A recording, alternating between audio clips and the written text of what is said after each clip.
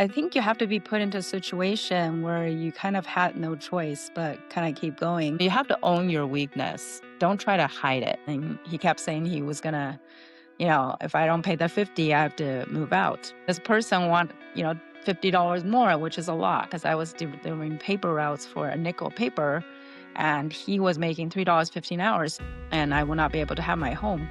And as that age, you don't know what that means. You're like, no, it's my home. I wrote my name on it. I even labeled it with a poster that it's Amy's my home. What am I doing today? That's just a little bit better. It doesn't have to be a leap, but it just could be like 1% at a time. And back to that compounding, be there for the long haul.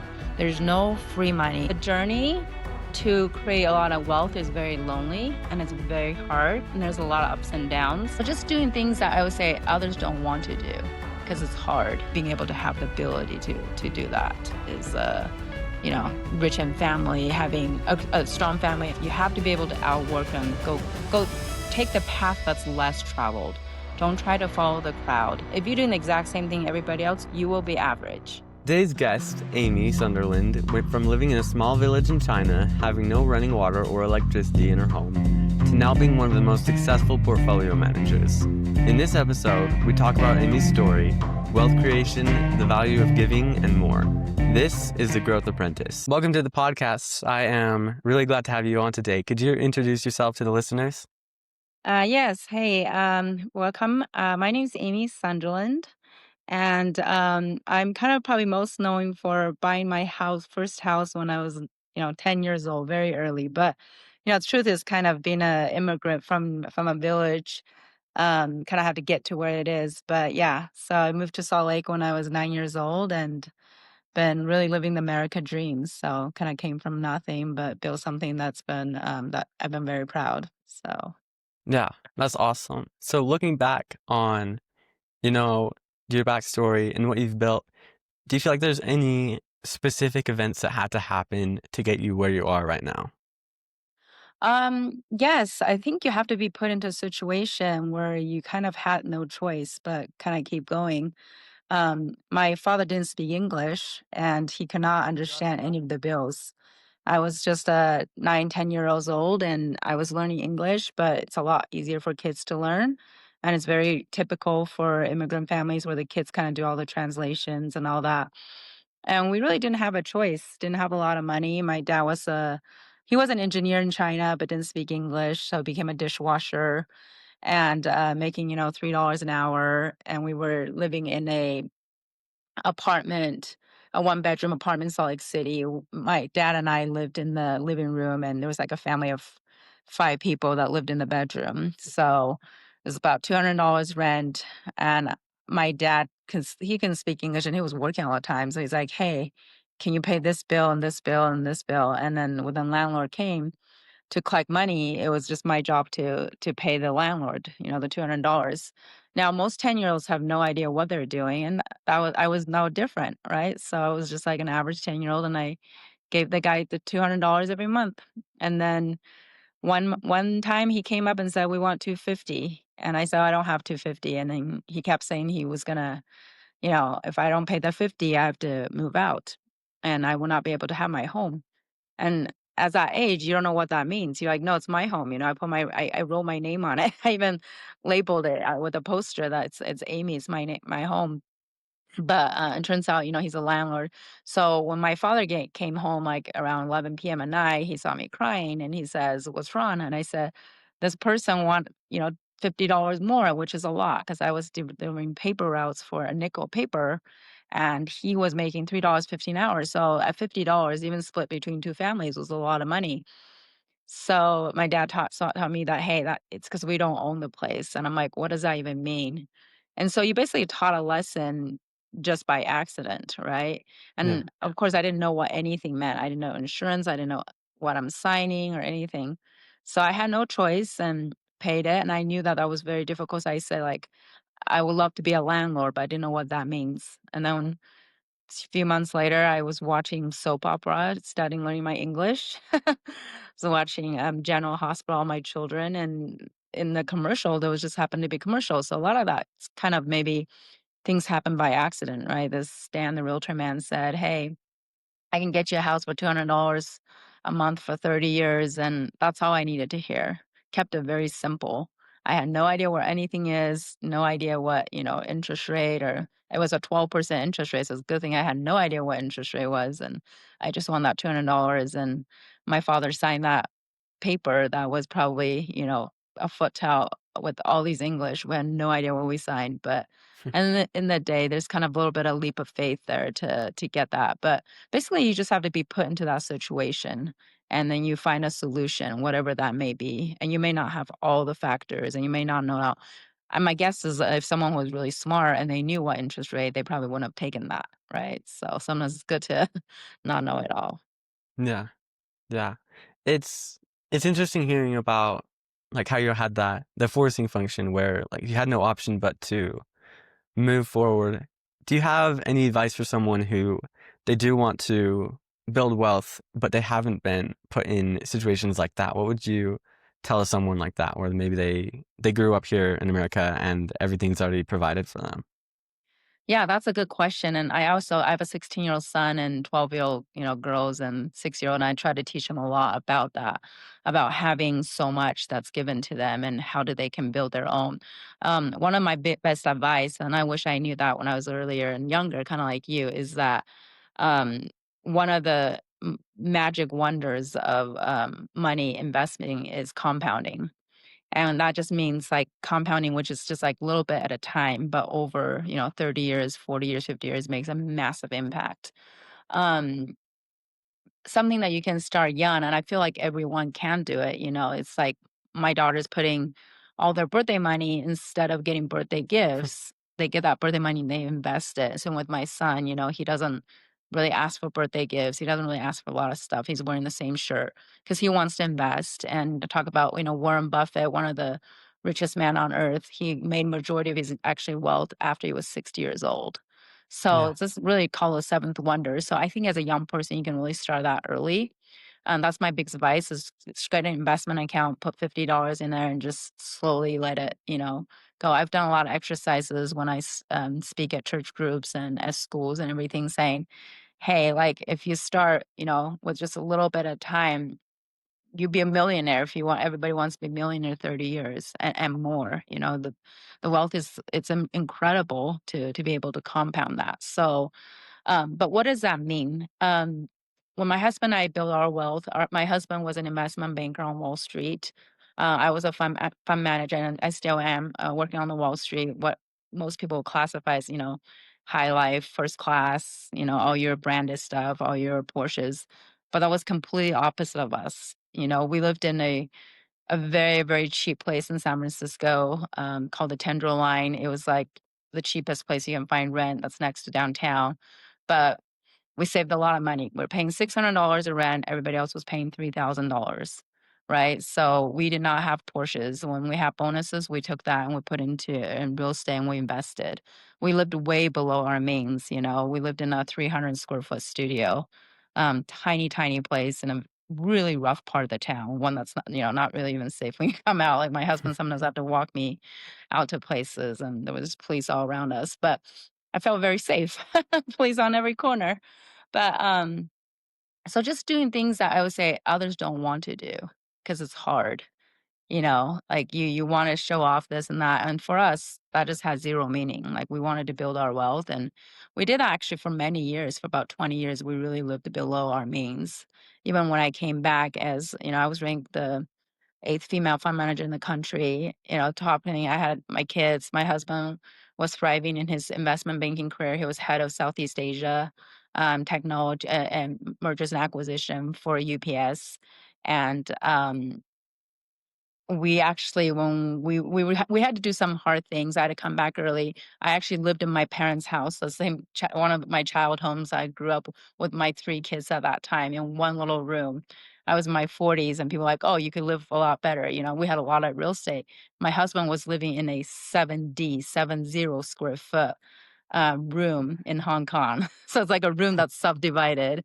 And I still have fun pictures of that. And he was imaginary. He was way up, he was like a kind of a, 15 years in banking. Most people will live in mansions, but yet, we like, we like, yeah, we don't need that. So it didn't really matter to us.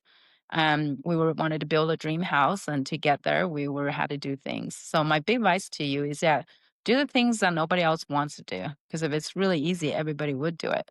Nobody wants to. If you never have the vocabulary of being embarrassed in your life, because I've never ever even been embarrassed, or if I have, I don't even know it. I didn't even notice.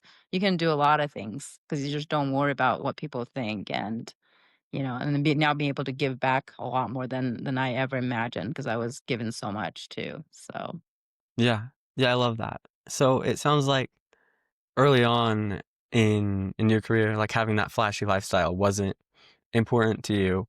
What is important to you, and what do you like to spend your money on? yeah, I mean, even today, you'll still see, the the purse, whatever I carry, is just a $20 Amazon home thing. So I'm not to me, I think those just I don't derive any pleasure from it. They don't really make happy. But there's nothing wrong with someone who loves to have a Gucci bag or, $1,000 shoe or whatever it is. But for me, it just never was important. So money for me, I knew I wanted to make a lot of money when I was a child because I came from nothing and it's not that fun. I can tell you being poor is as fun as it could be. It was not that fun. But I wanted to be independently wealthy. So meaning like I wanted to have a lot of freedom. I wanted to make sure that I didn't have to worry about things. Um, I story that I didn't share due to limited time was so I was living in the U.S. My mom was still in China.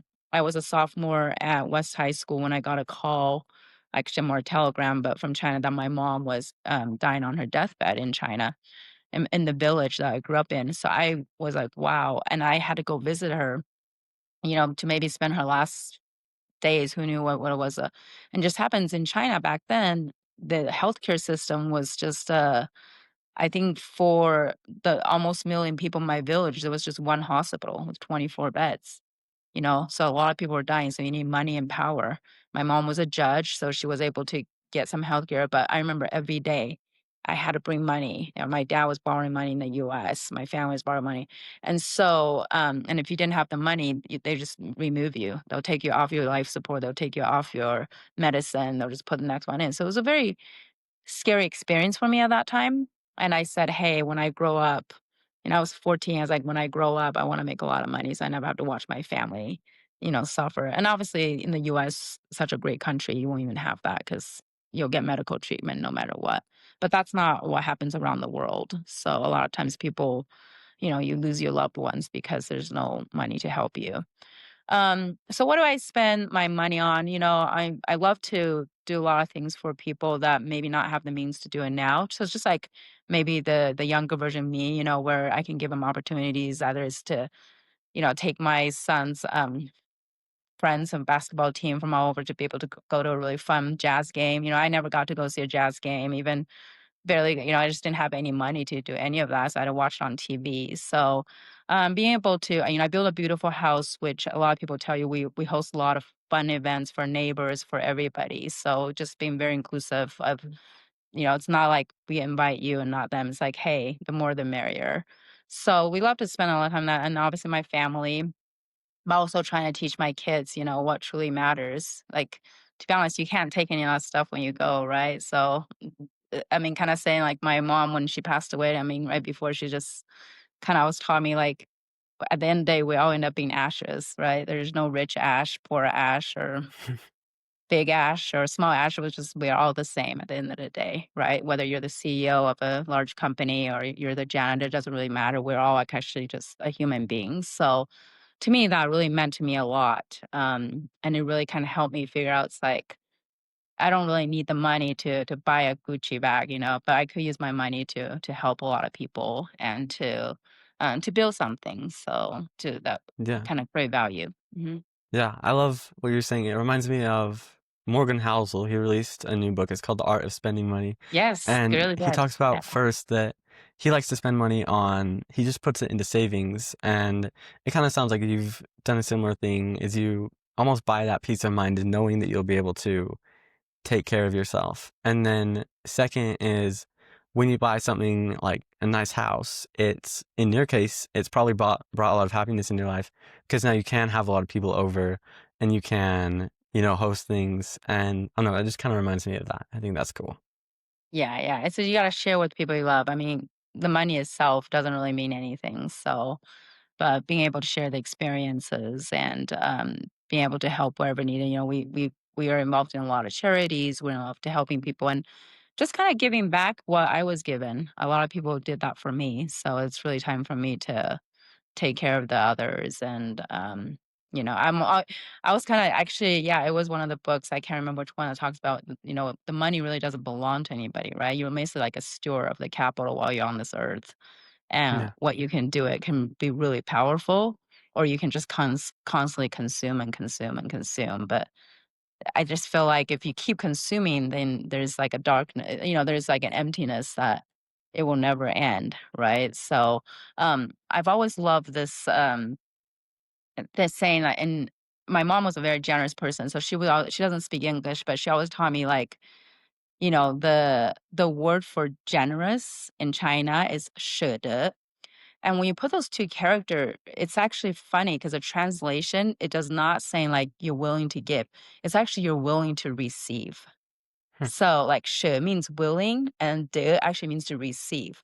And so Hmm. when we were translating that in the dictionary, my mom's like, "Yeah, because even though you're giving, it's like your willingness to receive, because there's some joy in that. If you can't find joy in giving, because as children, even when I have my own children, it's like you want to have things that are yours, you want more. It's part of human nature. It was how I was when I was a kid. But as you get older and you start building your wealth, it's like, the more you're willing to give, the more you actually receive a lot more than you ever bargained for. So maybe kind of that good karma in this world, that all the things I did in the past kind of served me in the future. So trying to teach my children those concepts, as young as 6 years old is not as easy about giving and, letting go and doing that. But I think those are things that you should think about. You see a lot of people who may not have a lot. I'm on the board of UVU Foundation Board, and it was really fascinating. I was just at their scholarship ball raising money, and they gave this really interesting stat that 30% of their faculty member no, yeah, something like 30 to 50% of the math faculty members, uh, donate a portion of their paycheck to the students, to the scholarship fund, which I was just amazed because, we know that most of our educators, they don't get paid a lot, right? Very little, but yeah, there's still, because the belief that they have what the money can do, they are willing to invest and contribute what they very little that they have into that community, and that really just kinda touches me. It's like you teach people about character, and I think money in life really, magnifies the person, right? The more money, it doesn't change somebody. So if you were very giving, the richer you are, probably the more you give. If you're very greedy, it doesn't matter how much money, you're probably just gonna continue being more greedy. So I don't think money changes people as it just magnifies who they truly are. Yeah. Yeah, I love looking at it that way because, like, if you're not already happy, the money is not gonna make you happy. And, like, if you are happy, then you can find ways to, become more happy with the money. But yeah, I love the mindset of it being a magnifier. So you were talking about, giving back, and there's a quote from Zig Ziglar, and he talks about if you want to be rich or successful, then you help other people do it. Have you seen that in your own career that, building wealth has come off of helping other people? Oh, for sure. That's probably the number one thing, is that you have to create value. There's a Zero to One book by Peter Thiel, which is very, very good. Obviously, he's a super successful investor. If you look him up, he's got incredible wisdom. And one of the things is like to create your own wealth, you've got to create value for others as well, and be able to help others to get what they want. Then they can give you what they want, right? So that, I think, have seen it all throughout, even in the business that we do today in our real estate. We have a totally different model. I was trying to solve problems. I didn't get into, we have a pretty big real estate business now, but that didn't come out of me like, oh, I want to get rich off real estate. That was actually not, I was, I was obviously traumatized being a tenant. I did not like being kicked out. And so when I was, I think, 17 years old, I was going to go to the U, and we wanted to buy an apartment complex by the U. And me and my mom and dad together, I went to probably 12 different lenders. They all said no because, two immigrant parents, a child that's barely 18, who's going to give them a loan, right?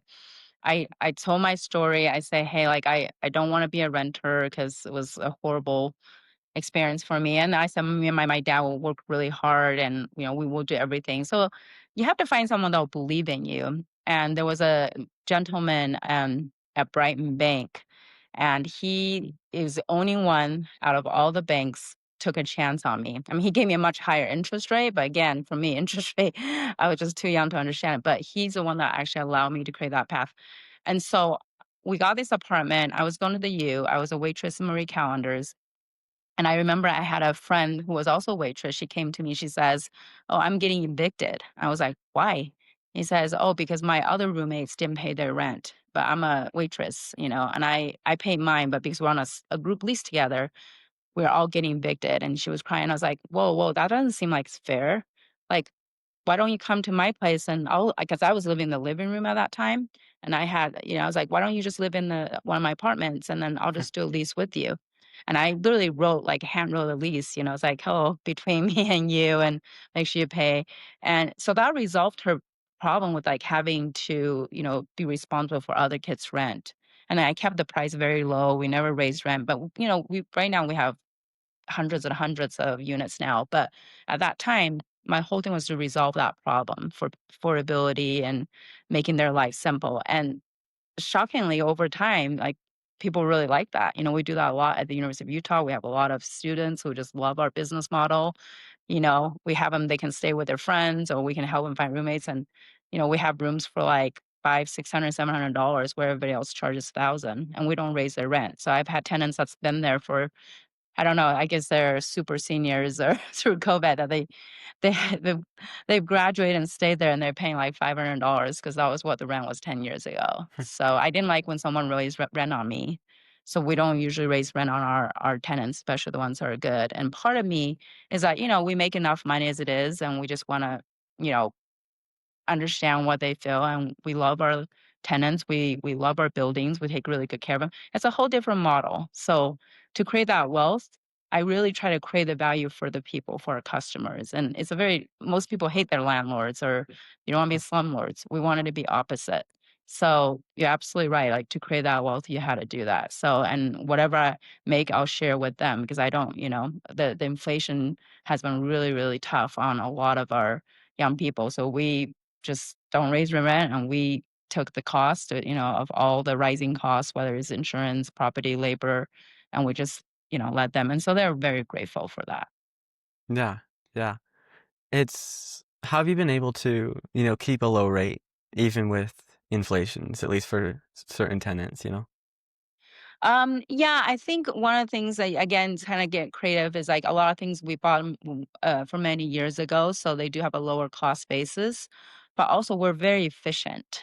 So in my whole life, I love things that, if it's something that you can get done with less people, less labor, I love it. We don't have corporate offices. I mean, people are shocked, like, how many units we have, and we don't have a single corporate office.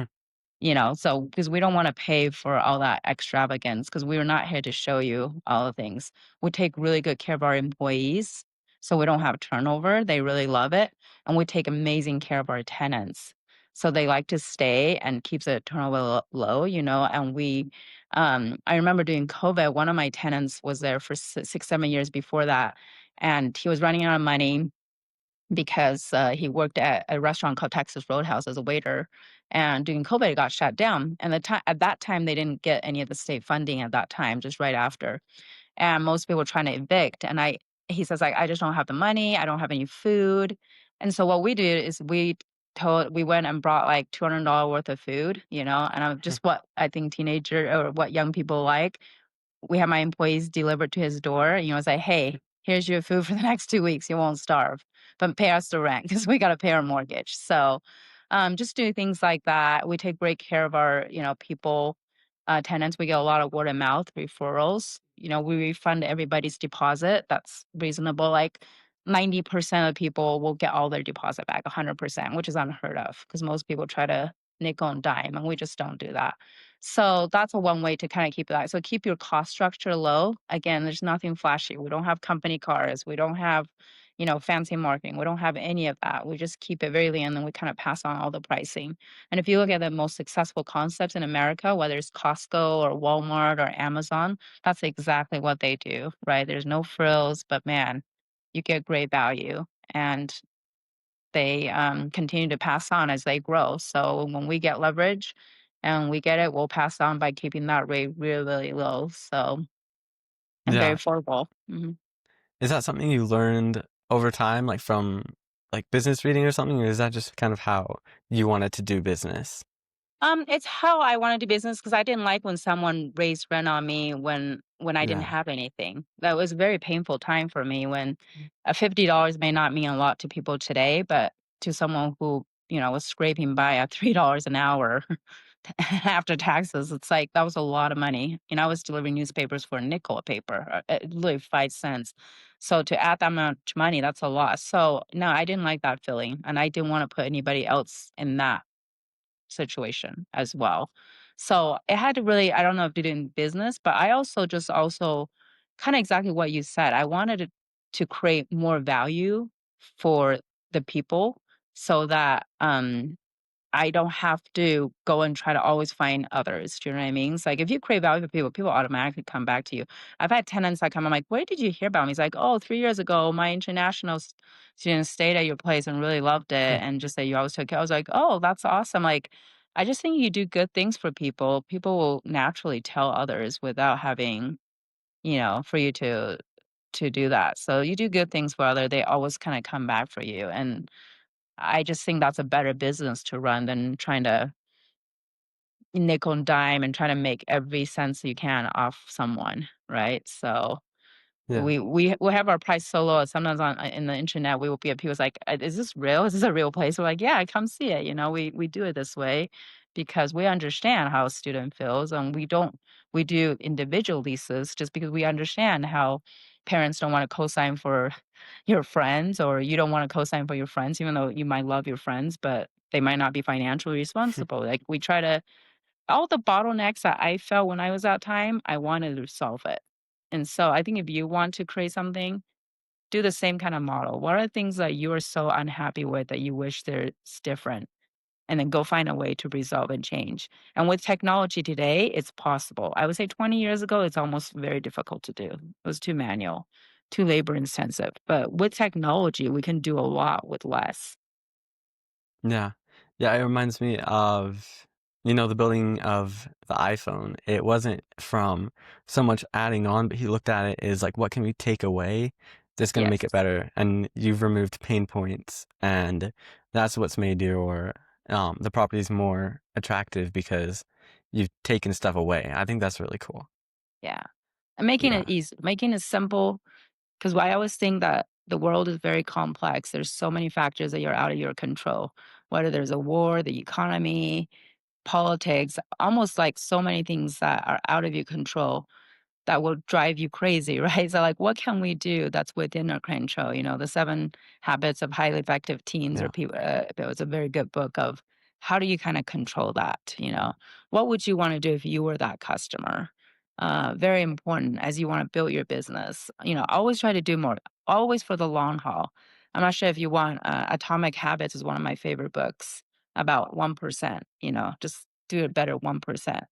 Yeah, I'm in the fund industry, so I interview CEOs and CFOs of many companies, probably over 3,000 companies in my life, all kinds of companies. And I always try to learn a lot from them. And one of the things I always ask them is like, what are you doing today that's creating more value for your current customers today than you did last year? What are you doing every day, And that's the same for myself. It's like, what am I doing today that's just a little bit better? It doesn't have to be a leap, but it just could be like 1% at a time. And back to that compounding, beat it there for the long haul. There's no free money. There's no fast money. It's really just letting it slowly and when that don't speculate. I've been in the real estate business for many, many years, and I'm a buyer, so I like to buy and hold, kinda Warren Buffett, in the stock market, and it's kind of the similar way. I'm not chasing the next hottest thing, so but just kind of stay um, very rational and just very practical and find good people running great businesses that make good money and you can invest in for the long haul. Yeah. Yeah, I think that that principle of compounding, like you gotta stick with something long enough that can actually start building on itself. Because I imagine if you had jumped from, let's say, like real estate to then the stock market or something else, you wouldn't be where you are now. But because you were able to, give it time to compound, the one of the first personal development books I'd say that really stuck out to me, it was called The Compound Effect by Darren Hardy. Yes, that's a And good book. yeah, it's kind of similar to Atomic Habits, but it's like you just got to start and you got to think of the daily impact. So I'm gonna take that question. What is some things that you're doing, in your company to add just a little bit more value for your Yeah, customers? it's very interesting you said that because there's a book also called The Joy of Compounding, which talks about both investments and life. And what often happens is maybe that impact that you're making, it's not really noticeable when you're doing it. But over time, you just be amazed how much it shifts. It's like if you're a pilot and you just off by a little bit, you think it's not that big deal. But once you're in China, you're not going to be at China, right? Because you're going to be Yeah. somewhere else, just shifting up. But it's oftentimes I think what people get frustrated with is like, well, I don't see any changes. I feel like the same. It's like no, like those impacts come over time, and it kind of builds over time. My son, is a great basketball player. He plays for, one of the Skyline Heights of varsity, and he's a great shooter, and it's kind of funny because it takes a lot of shot, 10 I always tell him 10,000 hours, right? So to get good at something, and it's a very lonely road because he's just shooting by himself all the time, and sometimes he has these things that track his stats, and he's like, "I'm shooting the worst the more I'm doing it, the worse I'm getting," It's like, "You have to trust the process." It might seem like you are, but you're not. Like, you get that muscle memory, it will happen. You just have to trust that process and that you're doing.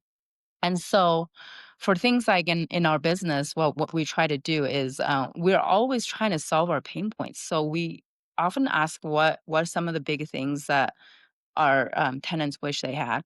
Well, we don't do any like furnishing usually, like they bring their own bed, but we have a lot of these international students that come to us and they say, I don't have a car. It's just really hard for me to go get stuff, and sometimes I don't have an Amazon account because I just got in the US from where and I'm doing my PhD and I would love to have a place that would have something simple for me, like just, twin bed and desk. And so I'm like, well, it's gonna be costly for us to do all that to be able to do that. But it does create a lot of value for them, right? So I'm thinking, hey, if I move to London by myself, it'd be very hard for me to get all the stuff, it would be a struggle, because I probably don't have a London account, I don't have all that, and I don't have a car to go get it, and it's just very difficult. So I'm like, "Well, what can we do here to help them?" To take better care of them so that they have a very good experience. Something small, so we'll do something like that, but it does cost us more, but we think it's, like, worth that investment.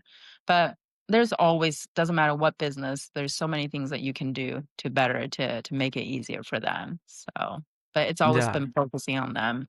What adds value to them might cost us in the short term, but, it's very costly, obviously, but over the long haul, we believe that the impact will be greater in the long run. Yeah, I like how you look at it from like if you were the in that situation, and then it's a lot easier to identify what the pain points would be. So, kind of switching topics a little bit here. You've definitely built a lot of wealth in your life. What do you feel like the difference is between being rich and then being wealthy? That's a very, very good question. I think, rich has a lot of different meanings. When I think of rich, I don't think just money being rich. And maybe being wealthy, you could say maybe it's how much money you have in your bank account or how much you can, give. And to me, it's like there is a point of happiness where you kind of hit a point where you don't get any more happier just to have you have more wealth, right? So I'm not sure if Elon Musk is happier to have that 400 billion versus when he had 200 billion, right? So, or even 100 billion. I think that it just kind of diminishes over time, right? But being rich is like, what purpose have you really served on this earth, right? What have you done to make this place a better world than you left it. And I know people kinda often say that, and sometimes when I was a child, when I was a teenager, I was like, "Nothing. I'm too small. I'm just a shrimp. Like, how could I even make any kinda impact," you know? But when you kind of get rich is whether rich in your family, like being loved, and being loved by the people that are very important to you. And then obviously in the communities, like what have you done to be able to help someone else? Like, because you really have that trickle effect, right? It's like a domino effect. I can't remember. There was a story that I saw that really kind of hit me hard. Was like, so let's say you go to like a airport and you're trying to catch a plane and you're kind of late and they're trying to almost close, so you'd probably be pretty already upset, right? But the flight attendant either follow the rules or just won't let you in because you're, like, just way too late on time. Or what if they say, "Oh, you know what? I know you really wanna catch that plane too. I'll just let you in." So, you could really react different ways, right? Because if they didn't let me on that plane, I would be so mad, and I'll be mad for the rest of the day, and it'll probably ruin my mood, and I will anywhere I'll go, that'll probably kinda show it. Versus if they did something nice, I'll be in a good mood, and it's like that kindness of just kinda giving, right? So, I kinda wanna be that person that kinda gives that kindness that can be passed on multiple times, that you can actually change, impact lives, whether it is, UV education at the UVU that for those who never had the opportunity, that could really be a game changer for them, and then maybe for their family. I think about the people that brought my grandpa over, many years ago, probably didn't have any idea what impact he was gonna change, but over those 50 years really compounded, right? So, to what his grandkids can do and what they can do. So, I think about being that rich is being able to fulfill those, that's not very monetary, but being able to have the ability to do that is, rich in family, having, people that are just a strong family. I mean, health is probably the number one thing. Health always hits home hard. My mom always said, like, because she was in the hospital all the time all throughout her life, and she's always said, if I ever complain about anything, she just usually asks me a few questions like, "Are you breathing on your own? Can you see it? Do you have your 2 legs, 2 hands?" I was like, "Yeah." She's like, "Well, you should be feeling really rich because you have everything. And then if you think whatever your worry is, because we all have so much stress." And my mom was in the hospital a lot, so I had to go visit her quite a bit. And she always say, "When you walked past, did you see all those people who can't breathe on their own, who's on a tube? Do you see all those people who can't move on their own? That's not rich. That's very hard. So whatever your worry and concerns, once you end up in a hospital and you can't move, you'll understand none of that stuff truly matters other than your family, your health, and the people that, you care and love about. And that's kind of true when you think about all the worries and stress and everything. Just saying like one day in the hospital, you basically everything stops, right? And when I was in the hospital with my mom for 9 months on the ICU, I had really a lot of time to ponder about the importance. And as a teenager, it really changed my mindset. Right before I went to visit my mom, I was really bitter at this world because I was so poor and I couldn't afford any clothes. I couldn't afford a car while everybody else had nice cars. In the high school, they had everything. I couldn't do anything because I didn't have any money. I couldn't even go to football. I just didn't have any money. I couldn't be, on any team that had money. It was just, like, so difficult, and I resented my parents for it, for being so poor in a country that we just don't. Um, and I wanted to have a car. I wanted to have nice things, but I didn't have the opportunity. But once you go into a hospital, you feel, wow, sometimes all they want to ask is just they wanna be able to breathe on their own or have your family breathe on their own or not be on dialysis and being able to drink some water. So when that kinda really hit home, I'm like, wow, being rich is actually having another day tomorrow to live and having all my limbs and my eyesight, and because there's a lot of people that have it much harder. Yeah. Yeah, having your health, and that's something that you can build at any stage of life. Like, you don't have to have a bunch of money or anything like that. And I mean, you need enough money that you can take care of yourself. But yeah, health is a big one for me because I want to, feel my best, and I just like how I feel when I do things to take care of my body. So what things are you doing, little things, we were talking about atomic habits kinda earlier. Is there any little things you're doing in your life to, make it better? What are those small habits? Oh, that's a really great question. And, I would tell you, like, be honest, we're all human being. Like, I would love to have the discipline to, eat healthy and do what because I'm diabetic and I'm really hoping that I could do that. But, I'm not as good. I sway my track quite a bit. I love food. And part of it, and it's kind of funny when you talk about, not having, so when I was with my dad at a much younger age, we didn't have any money. So the only thing we ate were potatoes and rice. Right, so and cabbage because those were the cheapest, and we could buy chicken I think chicken drumsticks, that's it, 'cause they were like 19 cents a pound. With my dad at the grocery store, the most we can spend on our bill was $10, and that was for the whole week, right? So you're not eating healthy food. I have pictures of me just eating, like we couldn't even afford, like, laced potato chips. We had to get, like, Food for Less, Clover Bay, or whatever. Just, like, some cheap off-brand stuff, or, we had Shasta drinks instead of Coke, because it was cheaper. So, all that did hurt me because we didn't have all the fresh food, and I was malnourished when I was in my village, and then I ate a lot of junk food, and I am obviously paying for it later in my life when, being diabetic. I also had a fun story to share that my dad and I, we would always, wait for a coupon to come from this place called, Pana Rosa Buffet, which you're probably too young to know, but there's a Chakarama buffet, and my dad said that's Uh, for the rich people because it has, like, steak, so we can't afford it, right? So we had to get this Pana Rosa buffet that was, like, $2.99, and we get the coupon, like, I think once every month, and we always wait for it, and we will go eat, and this is what happens when you're a poor immigrant.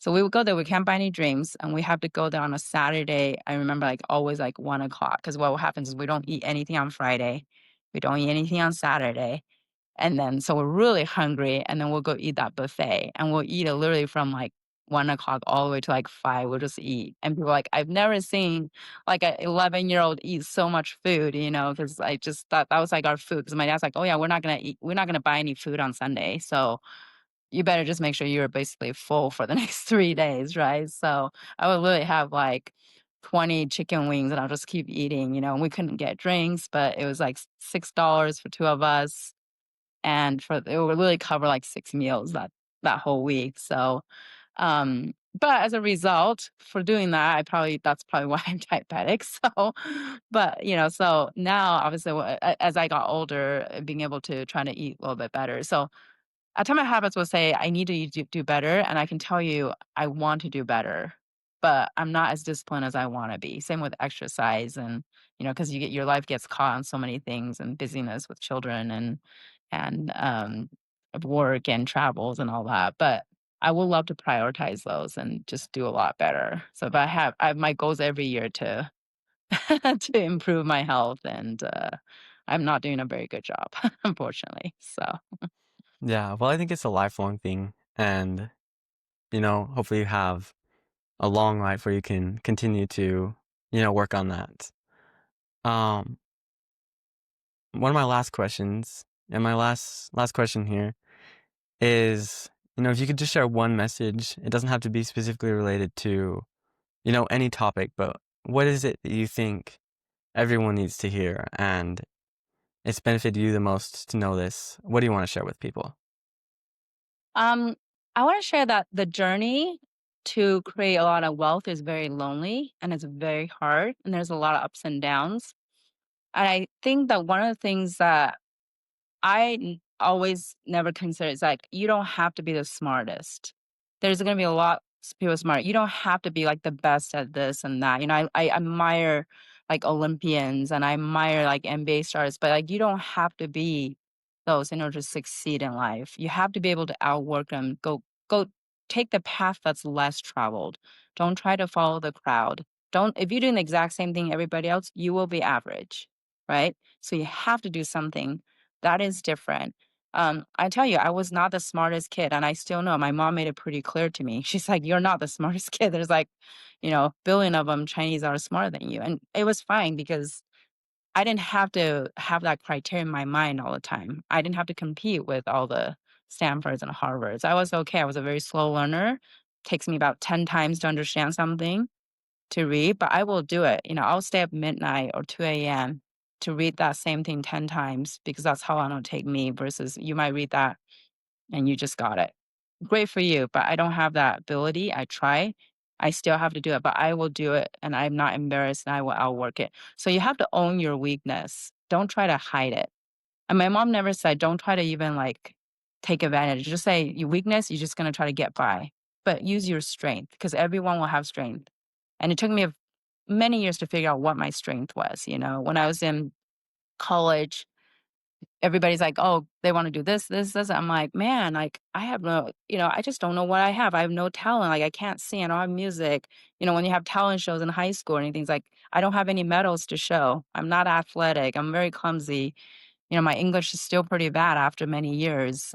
It was just like I just my SAT test I took, I didn't even know or ACT, I didn't even take the SAT, but the ACT, I had a very, very low score. I didn't even know it was a low score. I didn't even finish a lot of the questions. The SAT that I took, I think I got, like, something like 30%, like, a horrible percentile. Like, I didn't even understand half of it because I didn't prepare anything. But I didn't let that get me. I didn't let that, "Oh, the test told me I'm not very smart." It's like, "You know what? I'm gonna find something I'm good at. I might not know what it is, but I will just keep finding it, and then when I do, I'm gonna put 150%, 200%. I'm gonna put everything in there, and I'm gonna make sure no one outworks me." So, I think that's probably an advice I give you. There will be so many dark days, but the light is a tunnel if you just keep going, and don't let anything bother you. Like, there's no in my kids, I always tell them, "There's no word as embarrassment in our in our family. We just that's just not part of us. Like we are embarrassment. That's just our whole family. So if you own it, then you kind of just laugh away and not be so serious about it. Yeah. Yeah, I love that. I think anyone who wants to build success in any industry, outworking and outpersisting everyone, that's gonna be the way to do that. I love that. How can people find more about you? And, yeah, how do you have links to social media or anything like that? I'm not as really savvy. I think I have like a LinkedIn profile, so I kind of have a family. So yeah, that's one thing that I'm telling you, I don't have a lot of talents. So people's like, how could you not know how to create a reel or a post that even looks better? I'm like, I only know how to take that picture and put it in. So it's probably because I don't dedicate a lot of time. But yeah, so probably just on LinkedIn and website, and maybe one day I kind of maybe love to maybe write a book and story just to hope inspire those that, the ones that don't fit into the perfect box, that you have every chance and opportunity just as good, if not even better, because nobody has expectation of you. Nobody will expect you to actually achieve anything. So sometimes that's really good because you don't have the pressure. So I always say sometimes there's the art of losing. So if you lose so much that the only way you can go is up. So my kids have all these little trophies to show for their sports or whatever. I couldn't do any of that. I was so clumsy and didn't have money. I'm like, I had nothing to show. Like I was like, couldn't win anything for the world. I mean, maybe like math or something, but you just kinda keep going, like, there's nowhere for you to go but up. But yeah, I'm sure you can find things online, and I'm hoping to maybe write a book someday and just to really inspire that everybody has something in them. They have to sometimes just look, and my mom say, "Hey, it might take you many decades to figure it out, but you'll find it."